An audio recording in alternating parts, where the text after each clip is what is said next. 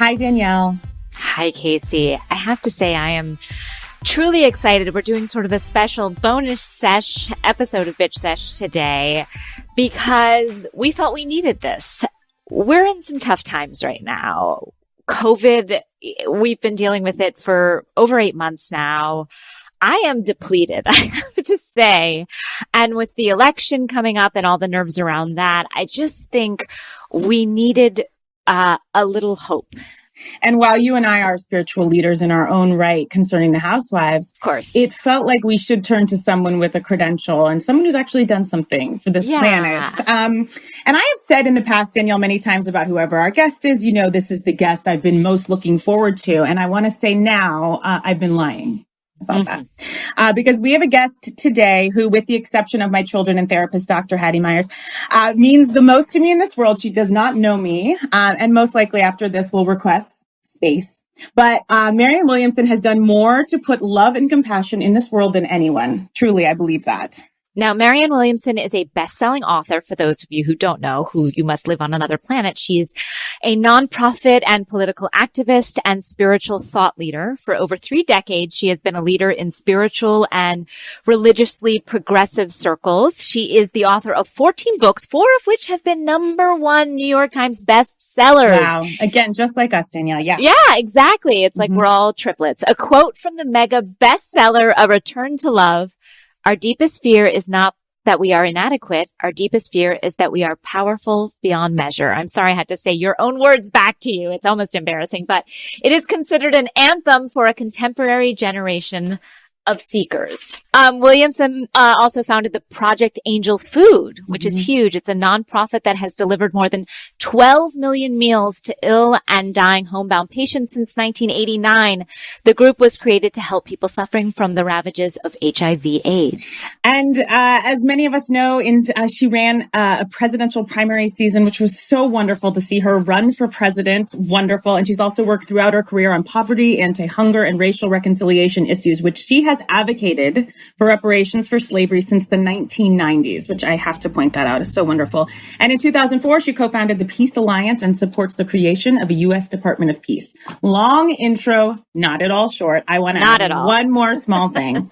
One more small thing, which is that in the 80s, my mom, Kathy Wilson, was the president of the National Women's Political Caucus and worked tirelessly on passing the Equal Rights Amendment. And though she's no longer with us, I will say getting the opportunity to speak with you today, Marianne, I do feel I am being, as you would say, divinely guided.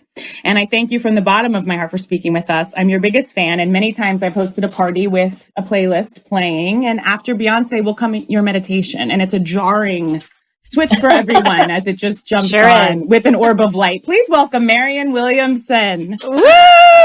Thank you. Thank you. Thank you. That was very generous and also very touching about your mom. So I agree with you. She's here with us. I think so. Thank you. Marianne, is this where you saw your career going, being here with us? Well, you do say God has a plan. You do. Are you mad at God for leading you here to our podcast? Is this a detour? No, not at all. I think that, conversations that occur among women are particularly important. And the fact that we joke around and play, it's just like in your introduction. You joked around, you played, you were charming, you were funny, and you were very serious. Yeah. And so actually this is the vortex that I am the most pleased to inhabit with you. You know, I've been getting some DMs from people, just a few people are saying, you know, you guys, normally you do a comedy podcast and you've been focusing so deeply on politics. And to that, I say there is nothing more important. And with whatever influential sphere I think anyone has, be it a walk with a mom friend, any sphere you have, it's all hands on deck. I mean, truly, I don't think this is an exaggeration. Our children's futures are at stake. And I'm just curious right now, where are you at emotionally? Are you feeling hopeful? Tell us where you're at right now with this looming election. I sense that I'm exactly where you are. First of all, you're right. It's not an exaggeration to say that. And we all do the kind of ditzy girl thing as a kind of joke harmonic, but it's not who we are. And it's not who we can afford to be at this time in history.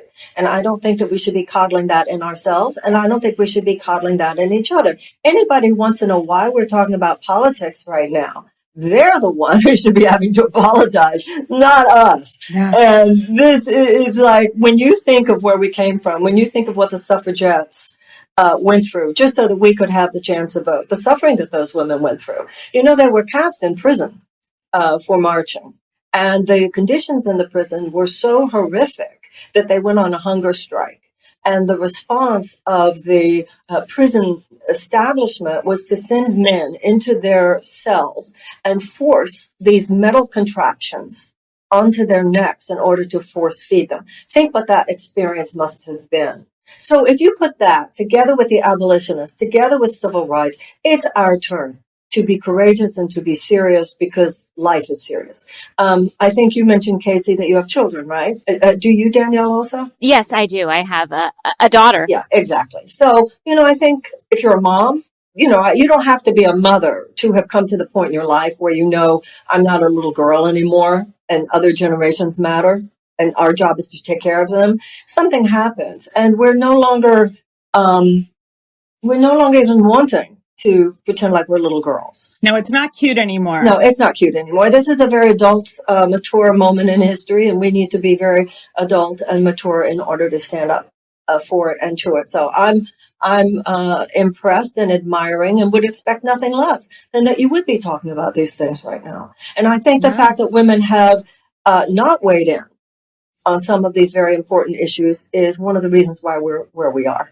I agree. I absolutely agree with that. Will you tell us a bit about your decision to enter the race? And I know you ran for Congress as well, Yes. and I was a huge supporter of yours for Thank president. you. In my own way. Thank you. Of course. Thank you. It means a lot to me. Of course, what you were bringing and would have brought, I think, is what is exactly missing from this conversation. And it's, you would bring, and you do bring to the world, such a pivotal piece, which is the aspect of spirituality, which I think are in many of us, but there's some reluctance or shying away from this, bringing spirituality into politics. Can you speak for maybe some who don't know you, just about your background and your choice to run for office? Well, all that spirituality is the path of the heart. You know, we're living at a time now, you have Fortune 500 CEOs who go to business conferences where they have meditation sessions. You have Harvard Medical School doing symposiums on integrative medicine. You have educational conferences where they talk about educating the whole child. That's simply the way people talk in the 21st century. So politics is the only major institutional corner of our society where they're still stuck back in this 20th century mentality where the language is never supposed to go beyond external realities. They're the weird ones. I'm not weird to bring in a holistic perspective that includes the fact that we're human beings and that there are a lot of psychological, emotional, and historical issues. They're weird. I'm not weird. They're weird. Right? This is how Americans speak today. And it's the way we need to speak in order to have the kind of understanding that we need to analyze how we got here and to transform where we are. So what happened for me was that around 20 years ago, because I've been doing what I do, you mentioned I had a long career, began in Los Angeles, like 37 years. And you look terrific, I just have to say. It's been around a while. Thank you. So, you know, I'm in the work of being up close and personal with people in their desperate hours. And that's been a privilege. And that's what a lot of people do who are in therapy or clergy or anything like that. But I started seeing something around 20 years ago, which was too many people in despair who shouldn't be in despair. Why is everybody in despair? It used to be the sense that, well, certain things happen in people's lives. You mentioned, Casey, that your mom died. People we love died. Divorces happen. Bankruptcy. I mean, things do happen in people's lives. But starting about 20 years ago, I began to see this kind of river of despair in people's lives that theoretically have done everything right. We're the richest country in the world. And I realized how much of that had to do with bad public policy that was squeezing people, particularly economically. And, you know, people who had gone to college, people who had degrees and still have tens of thousands of dollars in college loans. And they had taken out those college loans so they could pursue their dream. But now they don't even think they'll be able to pursue their dream because if they do that, they don't reasonably expect to be able to pay off the college loans. Healthcare, working in jobs that you hate only because of the benefits. I just saw it as something that wasn't just a random incident here and there, but that the whole society had become infused with this force that sat on top of us. And the force that sat on top of us had to do with the fact that our entire government was working at the behest of corporate profits. And you could laugh about it, but at a certain point, it's not funny anymore. You're talking about real people's lives who aren't able to do what they want. You know, when you have as many, and I know you've heard it, everywhere I go, when you hear in the richest country in the world, when you hear as many young people as we hear now say, I don't think I'm going to have kids. Because I don't reasonably see a future for myself where economically or environmentally or in any other way, I can really see bringing children into the world. Now, you used to just hear vegans say that. Right? Vegans have been on that for a long time. Vegans have been on that one for a long time. Yeah. But but that's not just something you hear. So in other words, I just got to the point of realizing something is wrong here that we're not discussing. There's something fundamentally wrong. And it is, and I saw it traced back to public policy, which means I saw it traced back to politics. I've written 2 political books, Healing the Soul of America and Politics of Love. And my Healing the Soul of America came out in the late 90s. That's why when you were talking about race, there were so many things when you look at American history, and I'm like, this thing's going to blow. You know, you live in Los Angeles, right? Mm-hmm. So if you live in LA, we're very sophisticated in just having lived in LA, which I've done most of my adult life. People are very sophisticated about drugs and alcohol. Everybody's seen it. Everybody's been around it, even if they themselves have not been addicted. And we know that if things go too far, people could die. People get that. People have a sophisticated understanding of that. That's why people have intervention. But we have been acting as a society in all kinds of ways. We now know it with infectious diseases, with nuclear power, with environmental issues, which if you look at them are no different than drugs and alcohol. If this continues, we could die. But in these areas, we have this like magical la-la thinking that nobody has anymore about your friend on crystal meth. Nobody has anymore about your friend who's drunk all the time, right? And I realized, knowing so many people in politics, they're not talking about it either. Not that they don't know, but that the whole system mitigates against that level of deep truth telling. Now, meanwhile, in every other area, once again, I come from LA, talking and getting down and getting real and getting authentic, it is understood that's where the answers come from. But we have a political system that mitigates against the kind of conversation that leads to answers. So I said to myself, oh, I'm not being quiet. Isn't this what girls do? Yeah. And I will say, when you bring up drugs and alcohol, it's interesting because the one thing that, not one thing, but has proven to work is a spiritual answer. That's right. To that problem. Exactly. So in any other area, and it is addictive. You know, our thing with oil and fossil fuels, it is addictive. The money in Congress, how they're so addicted to corporate money, it is addictive. And it's very similar to a 12-step situation where we say, you know, are the Democrats going to be able to handle it? Or are the Republicans going to be able to handle it? And you have to get out of that denial and know, neither one of them, because this thing's unmanageable. Yeah. So, exactly as you said. And I believed it before, and I come out of the experience believing it even more. The people that we think of as the most qualified to have the transformational conversation are in many cases the least qualified to have the transformational conversation because they're locked in. It's not that they're not nice people, but so many of them are locked in to the mentality that got us here. You know, and then they say that only the people who have had decades of experience entrenched in that mentality are qualified to lead us out of the ditch that they drove us into. So I felt that there was plenty of reason for somebody not from that system to say a few things. Absolutely. And that's what we say we want. We just see the sea of old white men and we want new voices, but really. Then, you know, not really. Well, yeah. Also, I think you brought a vulnerability, and we see so little vulnerability in politics. People are afraid to have emotions or talk about things, you know what I mean? Or be wrong or, and that's what we still have. And I thought you brought you brought some vulnerability and spirituality in a realm where we see mixed with such strength. Yes. Well, thank you. You know, it's interesting that you say that, though, because if you look at how many scandals there have been with politicians involving drugs, involving alcohol, involving sex, it's interesting, isn't it? Because it is a career choice that mitigates against the kind of authentic living that actually makes those things less probable. Oh, so it's kind of this follows that. That's so interesting. I have a little question just in terms of these times right now with the election and COVID and people not being able to see their families and their friends. There's such a depression setting in. We've been here 8 months. How do we mitigate this? How do we stay positive? How do we stay in the now and focus on getting better? And, like what can we do on the daily to help ourselves spiritually? You know, the last book I wrote that I published before I ran was called Tears to Triumph. And it's about living with crisis and living with trauma. Something happened in this society where we made being sad a bad thing.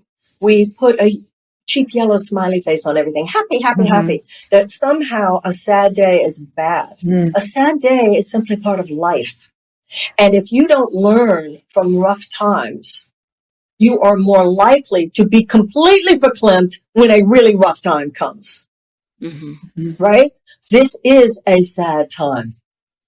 This is a rough time. It's not a time to be happy, happy, happy. This is very serious. It's like if you said to a woman who had just been told that her child had leukemia, you wouldn't really say to her, well, be happy. She can't be happy right now. This is a very serious moment. She can be positive. She needs to be positive. We're going to handle this and you're going to be okay. That's the positivity. The positivity is not, the positivity is we're going to handle it. We're going to have treatment and you are going to be okay on the other side of this. But it's a very emotionally sober positivity. So when you say, how are we positive right now? We're positive because we're going to get that fascist out of the White House. And are you hopeful about that? I feel hopeful, yes, but I do not underestimate the efforts that he and his cohorts are already making to suppress the votes. I'm very concerned about voter intimidation on the day of the election. I don't think any of us who are conscious observers underestimate the nefarious efforts going on. Once again, am I positive? Yes. Is it a giddy positive? Absolutely not. And I also know, and I think everybody gets this, whatever this drama is, it's not going to be over on election day. So a lot of the fundamental changes that we need to make and that I believe women like ourselves need to lead in making, and of course you, Casey, talking about your mother, you grew up with it. Those changes, we need to work on those things regardless who wins. Because I believe that what Biden will do is he'll break the free fall of American democracy. He'll give us a pause in the action. But we need some fundamental change agents that go beyond just that. And that has to be us. I know. And I think I'm guilty of feeling like this cloud is hovering on November 3rd that we're hurtling towards. And I want this reprieve. It's like, oh, can we just get to, if Biden is elected and it's like, there is no then. That's not where we're at right now. That's right. And I think you speak to something significant. Psychologically, we are used to getting what we want when we want it. We're used to instant gratification. We're used to, then it'll be okay. Okay, right? No, actually, it's not.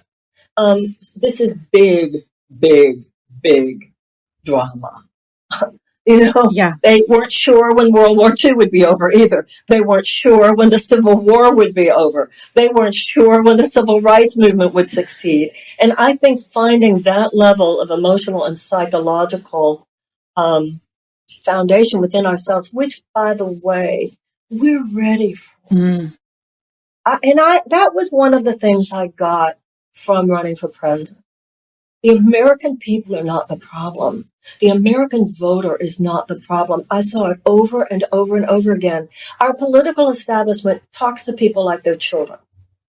And it doesn't speak to the higher intelligence of people and the nobility and the conscience. But, there's a line in the Course in Miracles that says, people hear you on the level that you speak from. And what I found in running for office was the same thing I found in every other aspect of my career. You talk to people like they're smart, they'll be smart. Mm-hmm. You talk to people like they can handle a serious conversation, they can. You talk to the nobility of people and the higher aspirations that we all have to actually take care of this precious thing called American democracy. People live there if you speak to them in that place. And I think the same is true of the flip. My preschool director, sorry to make a tangent, she said something so beautiful the other day. She said, if you see a kid pushing someone, and you treat them like a bully, they then become that. And she said that's the time you call the mom and invite them over for a play date and lift people up. That's really cool story, actually. And can you talk about when you say we want to believe this is over and we want that quick fix, everything you've kind of spoken about over the course of your career about like our will and how we want things the way we want them. How do we both take the steps to make change, but also, that kind of like turning things over and releasing something? Where does that kind of intersect? I'm a student of A Course in Miracles. And can you explain that? Yeah, just in case people don't know. Well, the Course in Miracles, first of all, when it comes to metaphysics and spirituality, there's one truth with a capital T. And it's spoken in many different ways, many different religions, many different spiritual traditions, many different secular traditions. So when I say I'm a student of the Course in Miracles, it's not to say the Course has a monopoly on truth.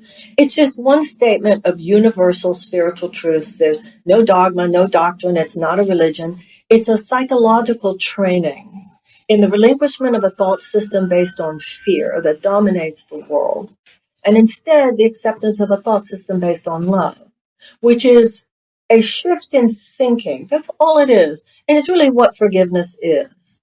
So in the Course in Miracles, it says that each of us has assignments. Now think of the cells in a body. So you have the sperm and the egg come together, and then they start multiplying, and all these cells are assigned. And they form a brain, and they form a pancreas, and they form lungs, and they form eyeballs, and they form skin, and they form blood. And then, even now, while you and I are talking, our cells are doing that. The cells in your lungs are keeping you breathing. The cells in your heart are beating. So the cells in the body are assigned. And then, when they get to where they're assigned, they collaborate with other cells. And together, they do what is necessary to serve the healthy functioning of the organ and the organism of which they're part. Now, every once in a while, for reasons that scientists understand to some extent and to other extent do not understand, cells disconnect from that collaborative matrix. They go off to do their own thing. And that's a malignancy. And that's a malignancy not only in the body, but also in consciousness. And that's what's happened to the human race. It's a malignant thought. It's all about me. No cell in the body says it's all about me. Only a cancer cell says it's all about me. And at our highest level of functioning, it's not all about me. All three of us here, okay? We're here, each of us bringing our individual talents, because together it can be a podcast that might be of inspiration and fun, right? Yeah. But none of us are just here for us, right? So the idea from a spiritual perspective is not to say, this is what I want, but rather to say, how could I best serve? How is who I am and what I do and what I know, what my talents are, what my intelligence is, you place it at service. That's the mentality. And then you find yourself meeting people and connecting to things and circumstances falling into place. Miracles. And miracles. Mm-hmm. And right now, haters are collaborating.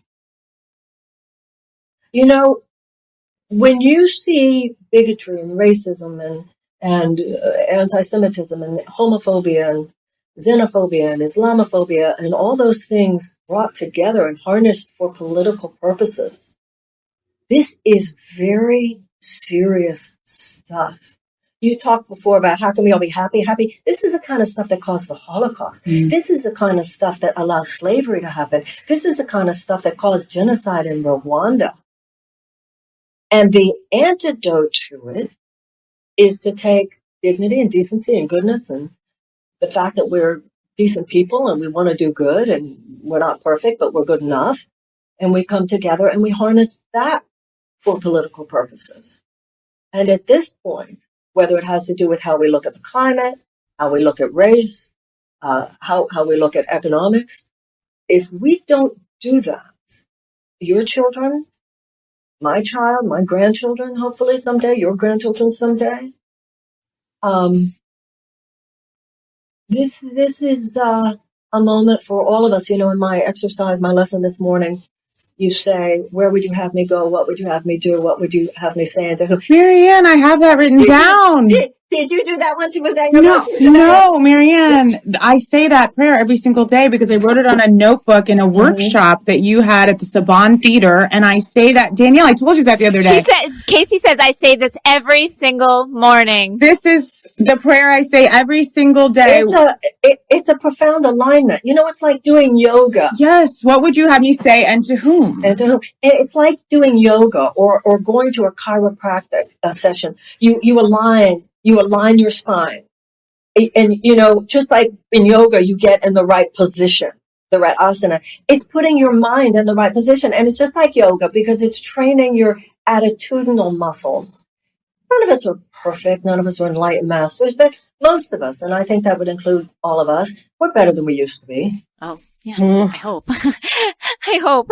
And I think COVID, and I think COVID and even this Trump phenomenon has had a great awakening effect on a lot of people. And I'll tell you something, with this new Supreme Court justice, I think a lot of young women are going to be awakened politically very soon. Yeah. Because I think there's a very good chance that we will lose Roe v. Wade. So do you think that that's so depressing of a thought, and I don't mean to run right over it, but I'm curious, when you say we've all had these personal awakenings, because I certainly have, do you think there was some plan for this? You know, in some way that this was meant to take us so far down? I have seen everyone I know, not just in California, but in so many states, so many countries, coming together, doing the work that they had never done before, that they thought that other people could do. They're doing the work emotionally, physically, platform, like just everybody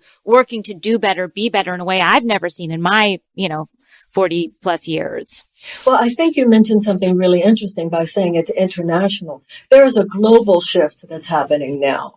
And it's coming from somewhere deep inside the human psyche. It's not monopolized by any one country or part of the world or one ethnicity or one culture. It's coming up from the bottom of things as the human race at the deepest level understands we have to change. You know, just like when we were kids and we were taught about Darwin, we were taught about evolution, that if a species continues in a direction that's maladaptive for its survival, then it will mutate or it will go extinct. So you're right. There's an awakening going on. I think, there's a line once again in the Course in Miracles that says, it is not up to you what you learn. It is merely up to you whether you learn through joy or through pain. So when you say, was this meant to happen? No, we did this. Yeah. However, I think the universe works like a celestial GPS. If you take the wrong route, it automatically and immediately recalibrates. It's not midnight yet. It's 11:55, but it's not midnight. Winston Churchill said about Americans, he said, you can always count on Americans to do the right thing after they have exhausted every other option. I was going to say after. So anybody kind of who looks at world history has this rolling of eyes about Americans because historically that is true. We often get there late, but we slam it like nobody's business once we do. And nobody should count us out because people are awake. I mean, look at all these lines. Look at all the people signing up to vote. You can feel it in the air. You can feel it in the air. People get, this is serious now. Yeah. I believe that. I haven't had a more spiritual moment in a long time than putting my ballot in the box. That's a holy moment of just taking my daughter to do it too was, yes, because I took her to vote 4 years ago for Hillary and I was so excited and then now she was 4 and now she's 7 and to take her to that box again and with hope and to let her know mommy and daddy vote and this is what we do and this is important. It felt so full circle to me and oh, I'm so with you. And sometimes when people say, oh, I don't vote, I'm thinking you are missing something. I have the same experience. It's so profound. And also to think what people had to struggle, what they had to sacrifice, particularly as women, so that we could. And taking our daughters, I'm with you. I had the same experience with my daughter with a little girl. I wanted to just tell you a quick little aside is that one time I went to one of your seminars and I went with my dear friend, Matt McConkey, who's going to come on in a second. And we used to go and let's just say we had not had a spiritual awakening to the likes of which we should have in our early 20s, but we were trying. We were trying. And I in my early 20s, I had neither. Yeah, it was tough going, but I walked in and I was running late, of course, and there was a woman standing there and I do not think she was affiliated with you. And she just turned to me when I went in and whispered it, and it has had the greatest impact on my life, which she said that I made bumper stickers. This is 10 years ago. And she said, and I'm just going to hold up my bumper sticker that I've given to friends. She just said, expect a miracle. And is that your phrase? She just said it out of nowhere to me. You're like, no, and I don't agree with that. But I will say, obviously she was there to see you and is aligned with you, but there's something so beautiful of not like hoping for a miracle and trying to will a miracle, of just expecting one. And it has served me to just, but that doesn't mean taking the steps and working, none of that, but just like expecting. But the Course in Miracles says is that miracles are natural and that miracles occur naturally as expressions of love. That when we love each other, like all of us know this in our individual lives, life works for the most part when we're good to each other. Life works. It's when something is introduced into the field that is not loving, that is not ethical, that is not integrous, that things stop working. I mean, we were talking a few minutes ago about how all of our lungs are breathing while we're talking. I'll tell you, people who have COVID are thinking about that right now. You know, I had a rotary cuff surgery 2 months ago. Like, I'm putting my hand up, right? I can't do that with this hand. And I never had an experience like this.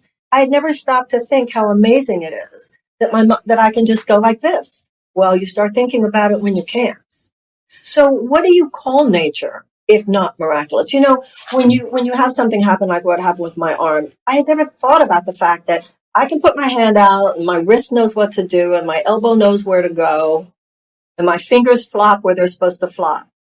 There are miracles of nature, miracles of so much just all around us all the time that we take for granted. The biggest miracles, I think, are the things that just are the universe of things that work that we're all swimming in and that we take for granted and on every level. And that includes many things that we have living in a free society where women can do whatever we want. There are countries right now where you guys would not be able to do your podcast unless you were, you had been told exactly what you could say and what you couldn't say, what you could talk about and what you couldn't talk about, and worse.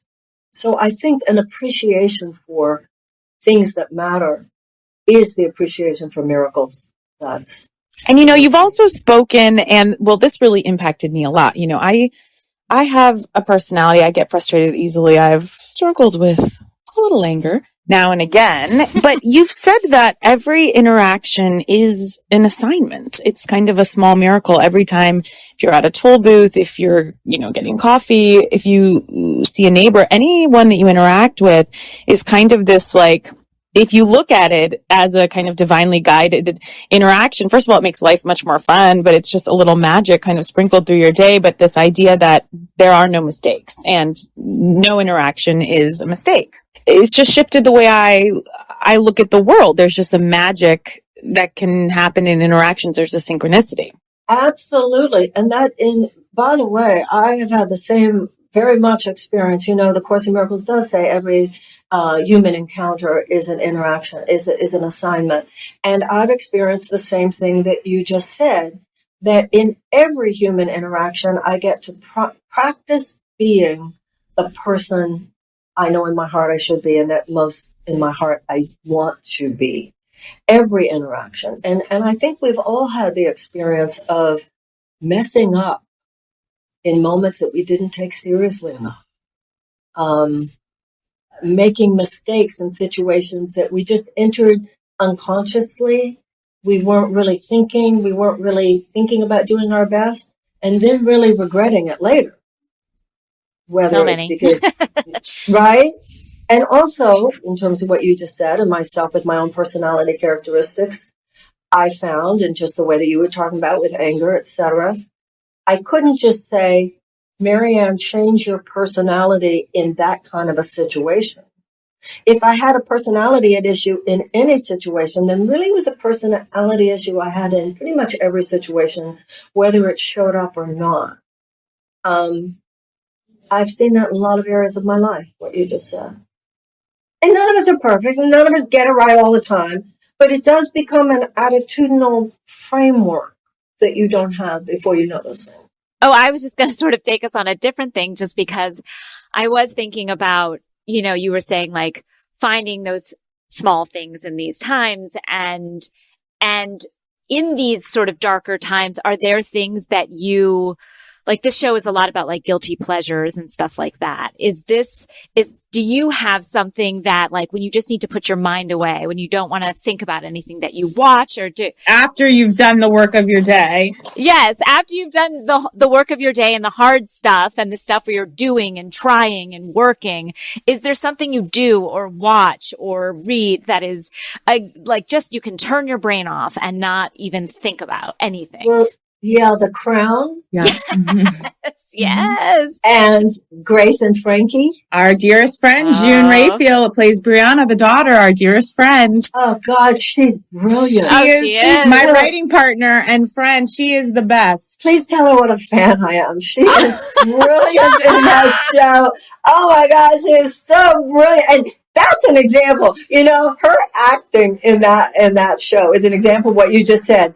She is that way she is with every interaction. Yes. Brianna truly is. Whether it's she's brilliant. I have tremendous respect for her. She will pass when she hears this. She is such a fan of yours. She knows how good she is. She's so good. Documentaries. Mm-hmm. Are you watching the documentary about the cult NXIVM out of sheer curiosity on HBO? About what? This documentary on HBO right now called The Vow.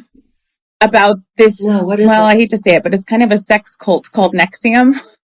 It is wild. But it started off as sort of, as self-help thing, Well, I have heard about them. Yes. I mean, I've read about them, but I didn't know there was a documentary about it. No, that's the one with that woman from the Seagram's fortune. Yes. Correct. Yes. Where a man was abusing his power of people who were well-meaning people coming to try to seek and to, and really what he was teaching them was just twisting and controlling them. Yes. And it's really sad that. Yeah, no, I read about that, and she had given all that money. So much money. Yeah, the Bronfman family, right. Well, I have not seen that. I'd like to. Yeah, that's a good, just a recommendation, if you will. Yeah, no, I will. And I wanted to, last night I tried to watch the thing that's on Netflix about, the Chicago 8. Yeah. Oh, yes. But I can't get it. It's some kind of Prime something I needed that I wasn't able to get. We're going to send you an upgrade. I watched the Mitt Romney documentary the other night. Interesting. I've seen that. It was very good. I know. He actually came off. Which documentary? Mitt Romney. Oh, nobody's seen that. Yeah, he's there was a time when it was good people running against good people. Can you believe it? I thought, wow, I didn't know that side of him, and it would have been interesting to have seen that during the campaign. Yeah, he's a good man. Speaking of campaigns, though, in your running for, you sort of got a behind the scenes look at some of the candidates. Did any of them? Yes, I did. Yes, you did. Is there anything you want to share about things that you found out about their personalities that maybe we didn't see on the stage? Like, did anyone come off different or, Elizabeth Warren was totally wonderful. Totally wonderful. If she ever came off stage, she gave me a hug. She was totally wonderful. Oh, I'm so happy to hear that. Kirsten Gillibrand was very, very lovely. I realized judgments of her because of the Al Franken situation, so I was a little not expecting, but she was extremely generous and kind. Bernie was great. Once you get past the crusty thing, he was great. Okay. Beto was very respectful and kind. Corey was very respectful and kind. I only met Kamala once, but she was very, very sweet. And then there were a couple others. Yeah, I gotcha. I gotcha. I've had an issue with Bernie that I think I'm holding on to. And speaking of forgiveness, just that when Hillary won, I did not feel he ceded gracefully to her, nor did he kind of push his followers towards her. I just felt it was slightly disingenuous, and that bothered me. It tweaked my soul.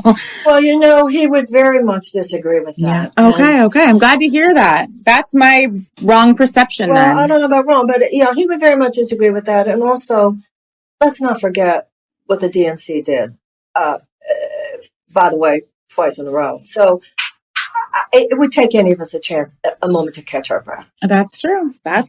And certainly out there. He's certainly out there doing everything possible. Absolutely. Everything, even while he's being dissed. I think he's doing everything. Absolutely. I stand corrected. I really do. I was just going to say there's a quote I reread from you before this that it just hit me, and I thought it was so great. And I hate to use your words because you say it better than I do, but there was one don't be silly. that I love, which is, we are all meant to shine as children do. And as we let our own light shine, we unconsciously give other people permission to do the same. As we are liberated from our own fear, our presence automatically liberates others. I thought that was so beautiful and so profound in a moment like now. Oh, thank you. That is a paragraph from Return to Love, my first book. And it's a paragraph that's not even a standalone. It's just one of the paragraphs in a section called Personal Power. And somebody, I have no idea who, nobody's ever come up to me and said, I'm the one who did that. Somebody took that paragraph and put it out there. Then it was misattributed for many years to Nelson Mandela, right? Wow. In his inaugural address. I'm glad that people are so enthusiastic about that paragraph. I can't really take credit for the ideas because everything in that book is a reflection on the principles in A Course in Miracles. And what that paragraph and that quote is about the fact, once again, from the Course, that you're really more afraid of your light than you are of your darkness. You're more afraid of your power than of your powerlessness, you're more afraid of your strength than of your weakness, because those things have become a perverse comfort zone. We've been so trained into our smallness that inhabiting the space of who we have been, even when it's victim or lacking in strength or lacking in courage, even when we know that, it's just the parameters that we're used to. And I think that is particularly relevant to what's going on the planet today, because what we have is a reflection of who we've been. And this goes back to the whole conversation about who we are as women. We have to stop coddling our own weakness, and we have to stop coddling the weakness in each other.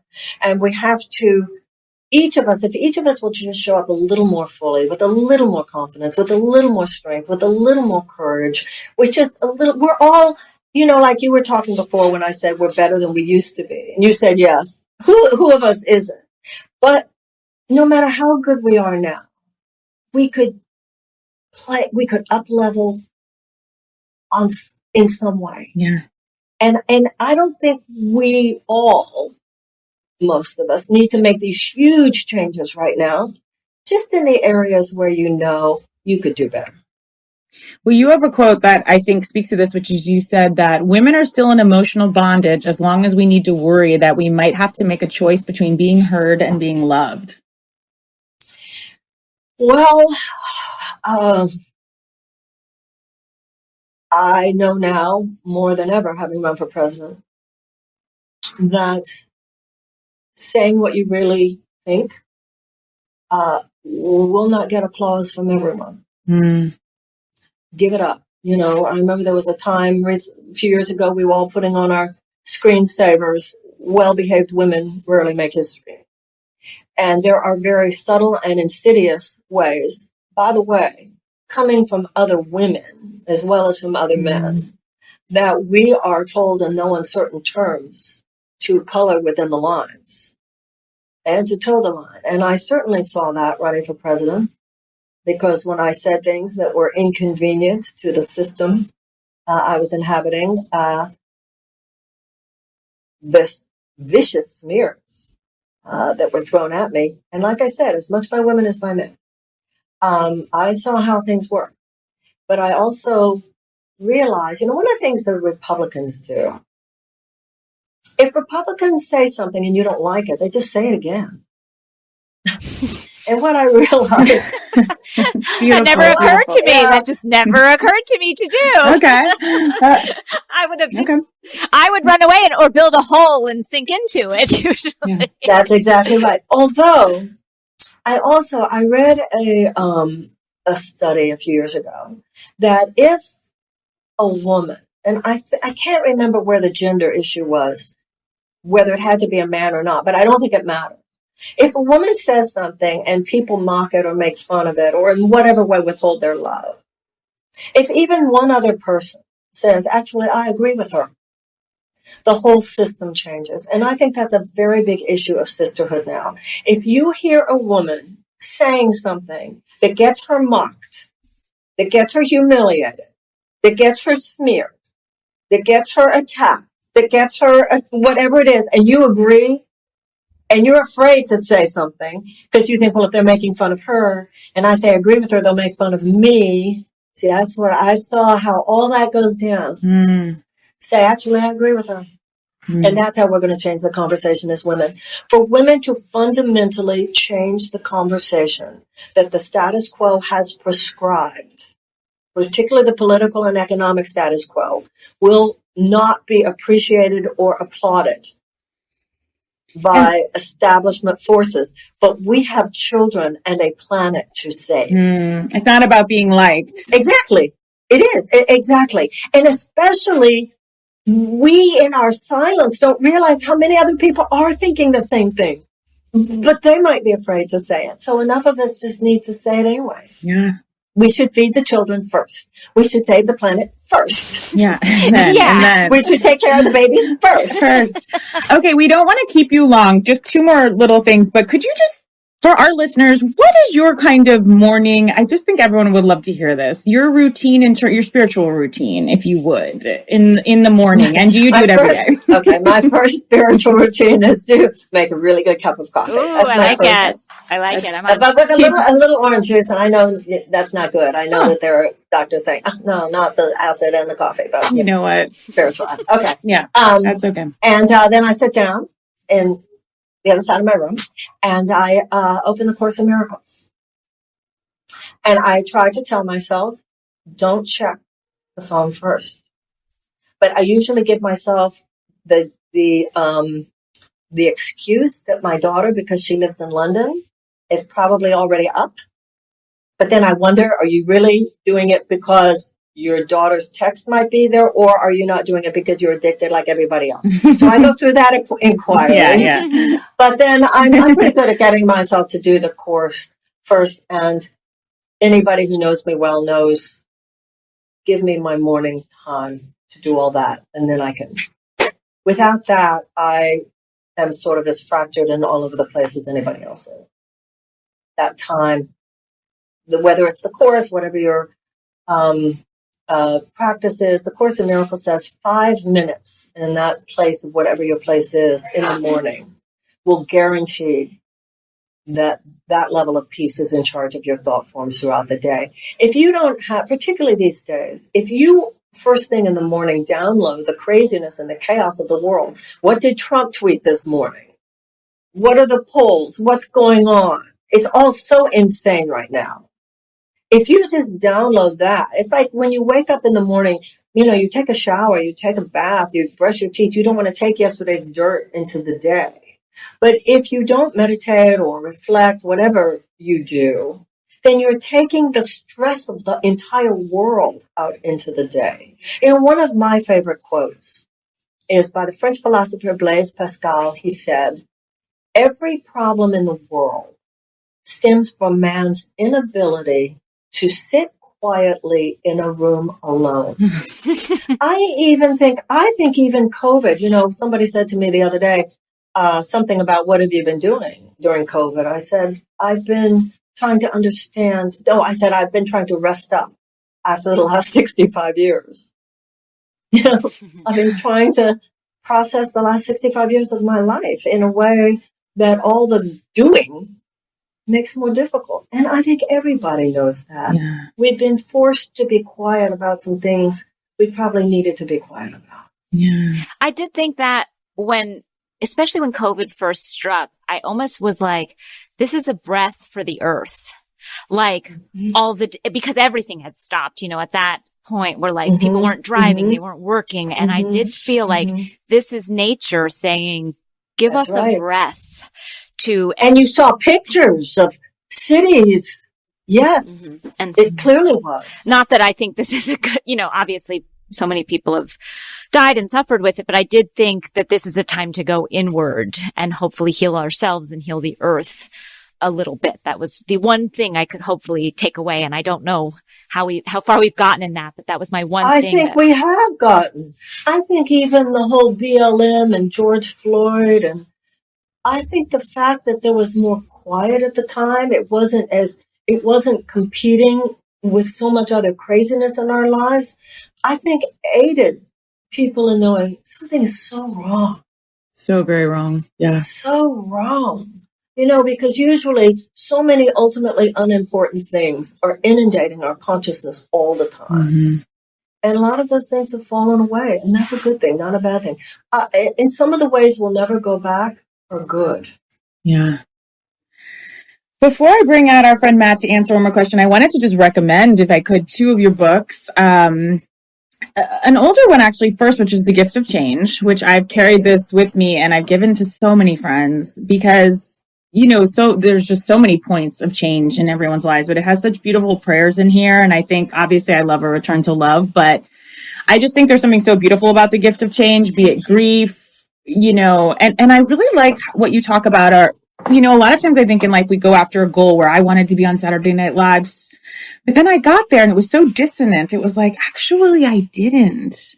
Just such a weird feeling. And I was like, after two years and wrestled with that, humiliation. But when I really thought about it, it was almost like an idea from my head that I wanted to do that, not an idea from my spirit. And you kind of address that in terms of our ambition or what we think we want and kind of letting that go. Again, we touched on it, but just letting it go in a way and can you just speak to that for any women or men who think we want something and when it doesn't work out, we're like, but that was a great idea or that was. Well, that's so interesting you say that because we were talking before about the lesson, where would you have me go? What would you have me do? What would you have me say and to whom? I was just reading about that in the course this morning, that you think this path would bring you happiness because you don't have a sense that you have, like when you look at an acorn is already programmed to become an oak tree, and an embryo is already programmed to become a baby, and a bud is already programmed to become a blossom. We're already programmed to have a life that's the highest creative manifestation, possibility, and joy for us and all living things. But we're not told that we have that internal blueprint. So we're told we have to decide what it is we want. So we're often going after things that, given what we're taught about the world and what matters, that'll fix me, that'll make me happy. Mm-hmm. And we're not even, and that's why you pray and meditate in the morning, to really hear that inner voice. In Judaism and in Christianity, it's called a small, still voice within. So you're saying, well, I think I should go to Boston because for this reason, and this reason, Boston would be the right choice. But something in your heart saying, no, I'm getting Atlanta. But you don't know why you're getting Atlanta. But 6 months later, when you went to Boston and everything blew apart and you find out something happened in Atlanta, you go, oh my God, if I'd only listened. Yeah. So we're just taught that we're not enough, but if you get Saturday Night Live, you'll be enough. If you get this or that relationship, you'll be enough. If you get this or that power, prestige, or money, you'll be enough. And we're all these hamsters on a wheel of grasping. That's what Buddhism is all about. We're all attached to that thing. And then you're always in a world of either trying to get it. Mm. Then you have about 5 minutes of happiness if you got it. If that. And then you're back and, oh my God, what if I lose it? What if I lose it? How do I hold on to it? And then you either stay and, oh my God, how do I hold on to it? Or how do I deal with the humiliation of the fact that I lost it? Right. And it's all a wheel of suffering. It's very Buddhist. It's all a wheel of suffering. And yes. We realize that the only thing that really would make us happy right now is fully embodying the people that we know we came on the earth to be. That's the only thing that can really bring peace and happiness is if we go to sleep at night and go, I did my best today, and I think somebody else's life is better because of it. And it's time for the crown. And I promise, we're going to let you go, Marianne, in 1 minute. But, and this is not to make it about me, but another book that I got a lot from was actually A Course in Weight Loss from you, because that is also, at least for me, has been a spiritual addiction, I would say. And in the time of SNL, it really showed up because I was eating so much. And I think, and sugar and all of that. And I have come to learn that it's a spiritual problem. But I got so much out of that book.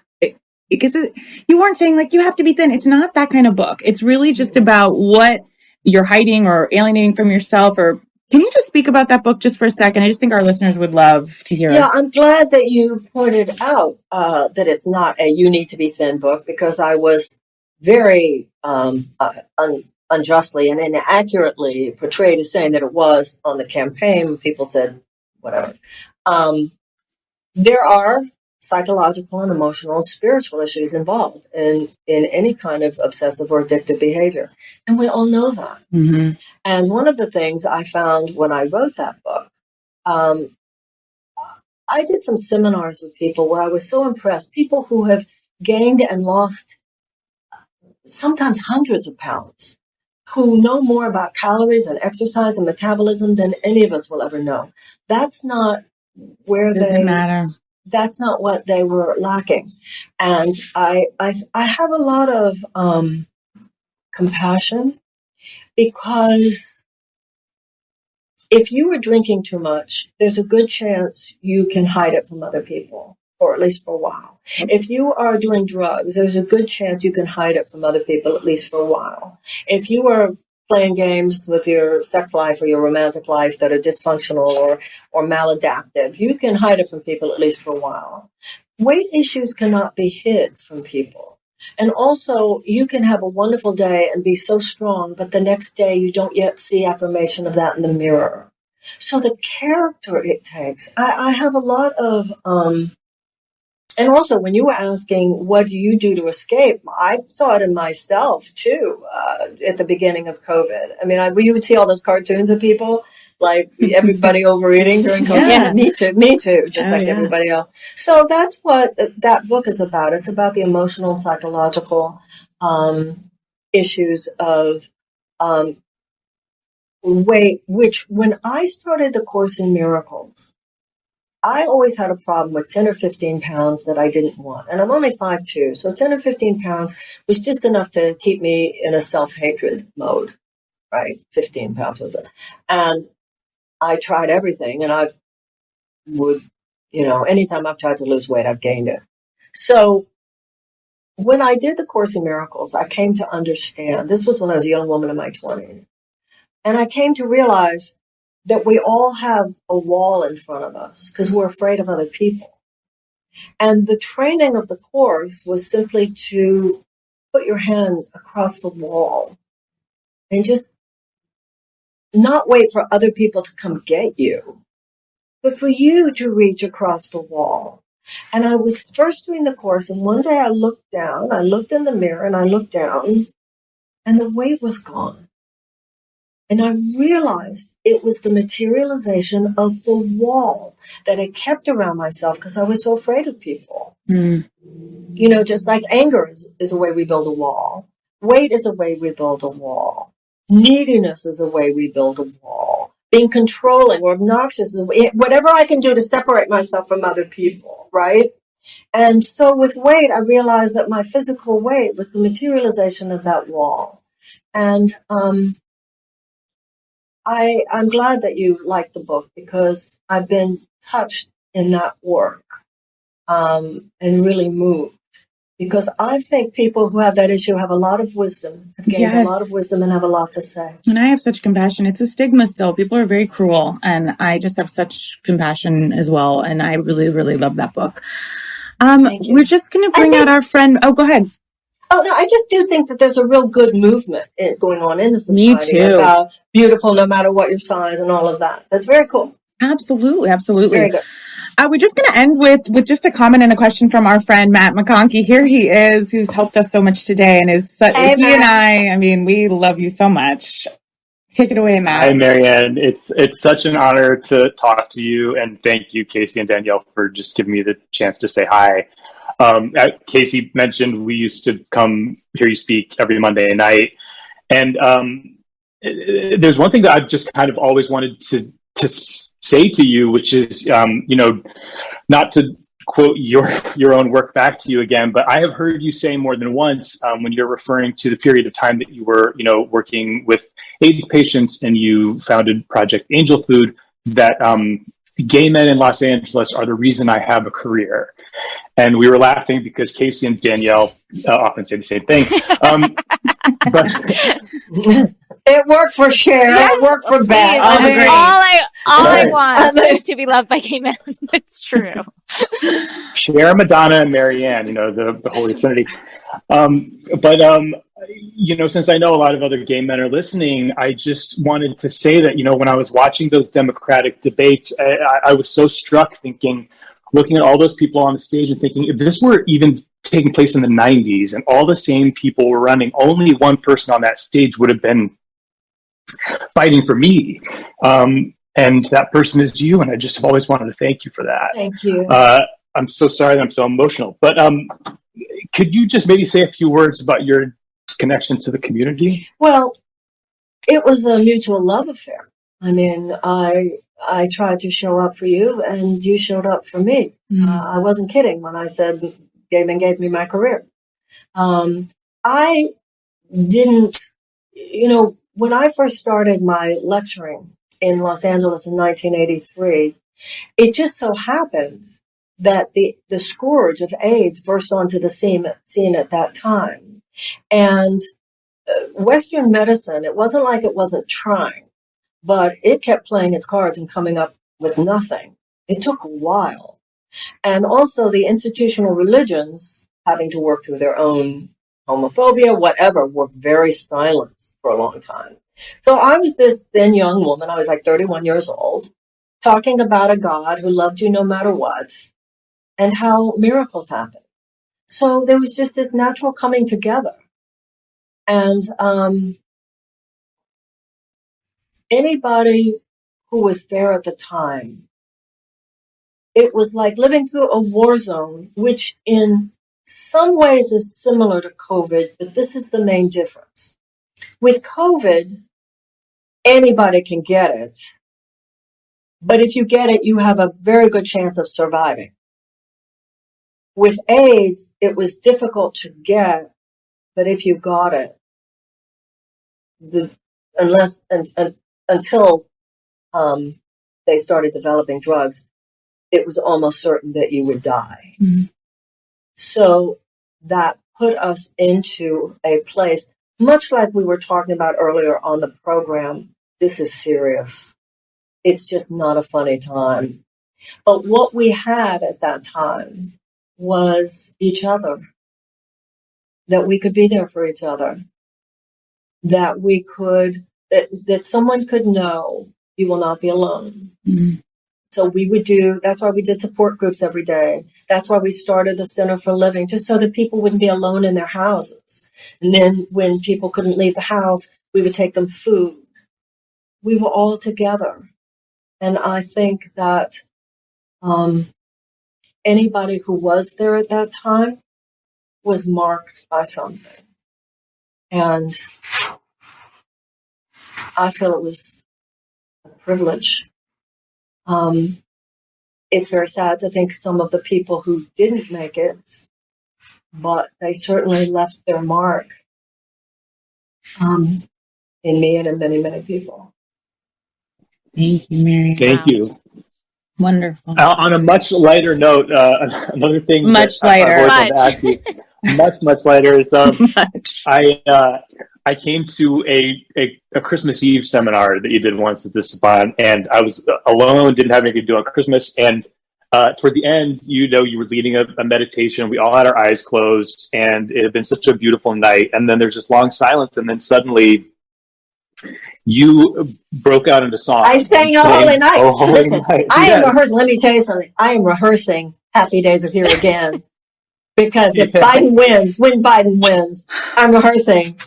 We need it. We need it. I want a show. I want to be front and center for it. The reason I bring it up is that I know not many people know this about you, but you know, before you had this amazing career as a speaker and author and everything, that you had a whole other life as a cabaret singer. Not really though, because I wasn't ever that good. My talking in between songs was always better than my singing, which I took as a sign. Okay. Well, there is a Real Housewife of New York who should also take it. Yeah, as a she sign. has not. She has yet to. She has yet to learn that her assignment on planet Earth is not to be a cabaret singer. But Marianne, we cannot thank you enough for joining us. Oh, it was fun to be with you guys. Thank you to all of you. Thank you. It was lovely meeting you. This has been so meaningful, truly. And we really appreciate you taking the time to share this with us. Thank you. Thank you. Thank you so much. And you know, I have a podcast coming out too. Please do tell. Tell us. Thank you. Yes, and this is the first time I'm saying it publicly. Ooh. Honored. Yeah. We're going to tape it this week, and it's going to start next week, and it's called original title, the Marianne Williamson podcast. You know what? With a name like yours, you don't need to do anything else. The Oprah Winfrey Show. Remember, yeah. Mm-hmm. It works for her. It works. I love that. And you're just going to interview all types of people, and I'm going to probably talk for a few minutes at the beginning, answer a few questions at the end, but talking to some really amazing people. I'm going to talk to Carolyn Mays and Andrew Yang at the beginning, Matt Taibbi, Anand Jared-Haradas, Suma Kid, Pamela Jaya Paul, Nina Turner. Really, it's going to be good. It's going to be good. Wow. I'm really excited. Wow. I will be listening. And all we can say is, you belong in the Bitch Sesh world. You've called yourself a bitch for God. And we thank you. It's a little out of context. You know what? Hey, we'll take it. We never have context for this podcast, unfortunately. We have to, I agree. We have to reclaim the word. Yeah. Absolutely. Thank you, Marianne. You're the best. You guys. We so appreciate it. Thank you so much. Wonderful meeting all of you. Thank you so much.